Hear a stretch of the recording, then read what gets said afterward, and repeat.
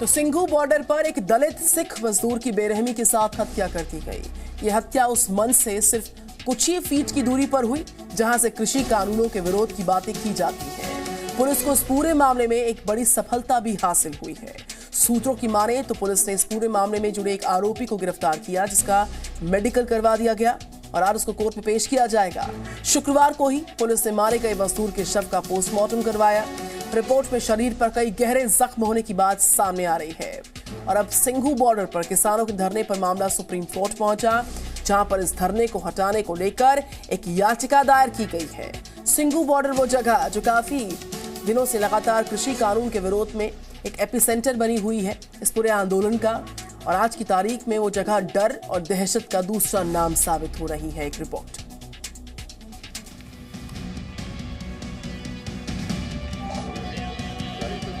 शुक्रवार को सिंघू बॉर्डर से ऐसी खौफनाक तस्वीर सामने आई जिसने आंदोलन के रक्त चरित्र को उजागर कर दिया। शुक्रवार को धरना स्थल के मुख्य मंच से कुछ फीट की दूरी पर एक दलित युवक का शव बैरिकेडिंग पर लटकाया गया था। शव के साथ उसकी कटी हुई हथेली को भी टांगा गया था। दरअसल आंदोलन में शामिल कथित किसानों ने उस शख्स के साथ बेरहमी की, फिर जब उसकी मौत हो गई तो उसके शव को वहीं पर टांग दिया।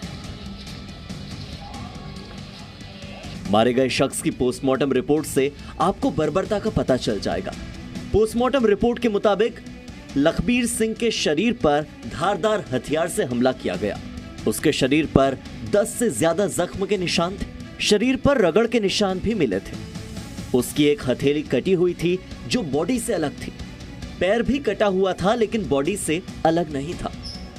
इस पोस्टमार्टम रिपोर्ट से साफ होता है कि किसानों के भेष में छिपे हत्यारों ने लखबीर सिंह के साथ कैसे तालिबानी क्रूरता को अंजाम दिया। लखबीर सिंह की हत्या के आरोप में हरियाणा पुलिस ने सरबजीत सिंह को गिरफ्तार किया है। सरबजीत एक निहंग साधु है और आज पुलिस उसे कोर्ट में पेश करेगी। जाहिर है कि लखबीर के साथ जैसी बर्बरता हुई उसे एक अकेला आदमी तो अंजाम नहीं दे सकता, उसमें कई और लोग भी शामिल होंगे। सूत्रों के मुताबिक लखबीर की हत्या के केस में बाबा अमनदीप सिंह और बाबा नारायण सिंह नाम के 2 आरोपियों की तलाश जारी है। वहीं इस मामले में बाबा बलवान सिंह नाम के शख्स ने फेसबुक पर दावा किया था कि हत्या में वो भी शामिल है। गाजीपुर बॉर्डर पर कब्जा कर आंदोलन कर रहे किसान नेता राकेश टिकैत को सिंघू बॉर्डर की हत्या की घटना पर गुस्सा तो नहीं आया, बस वो कानून के नाम की माला जपते रहे। गलत चीज है, जो देखा है वो पूर्ण रूप से गलत है और संयुक्त मोर्चे ने अपना बयान जारी कर दिया। उसमें कानून अपना काम करेगा। यहाँ हिंसा नहीं है, हमारे यहाँ पे हिंसा नहीं है और उसमें लोगों ने क्या उसमें करा है वो सबको पता है।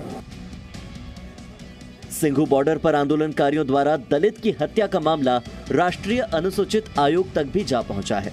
आयोग ने सिंघू बॉर्डर पर हत्या की तुलना तालिबान और आईएसआईएस से की है। स्टेज के साथ इसको लटकाया गया है, इसकी हत्या की गई है, ये दिखाया गया है और ये अपने आप में बहुत निंदनीय है। ऐसी घटनाएं हमने तालिबानों के माध्यम से तो हम सुनते थे, यहाँ आईएसआई से के जो लोग थे वो ऐसी घटनाएं तो वहां से आती थी। सिख समाज से भी इतनी क्रूरता का कभी ऐसा एहसास नहीं हुआ। किसान भाइयों को जो है इस पे कड़ा संज्ञान लेना चाहिए। पंजाब के तरन तारण में रहने वाला लखबीर का परिवार हैरान है कि वो शख्स पिछले कई महीनों से किसान आंदोलनकारियों की सेवा में ही लगा हुआ था। वो भला पवित्र ग्रंथ की बेअदबी कैसे कर सकता है? नहीं सर, सानू नहीं लगता कि वो इस तरह कर सकता। अहीं नहीं ये सोचा है कि वो इस तरह कर सकता। सर सब गलत है, झूठ है, सब इदां दा है ही नहीं सी। हत्या, गैंगरेप, पुलिस वालों पर हमला और खालिस्तानी समर्थकों के कारण सिंघू बॉर्डर बदनाम हो चुका है। ऐसे में अब देश की सबसे बड़ी अदालत से मांग हो रही है कि सिंघू बॉर्डर को किसान आंदोलनकारियों के कब्जे से मुक्त कराया जाए। सुप्रीम कोर्ट के वकील शशांक शेखर झा ने सुप्रीम कोर्ट में याचिका दायर की है। उन्होंने मांग की है कि सिंघू बॉर्डर पर सुप्रीम कोर्ट में जारी सुनवाई में तेजी लाई जाए ताकि बॉर्डर को जल्द से जल्द बंधक मुक्त कराया जाए।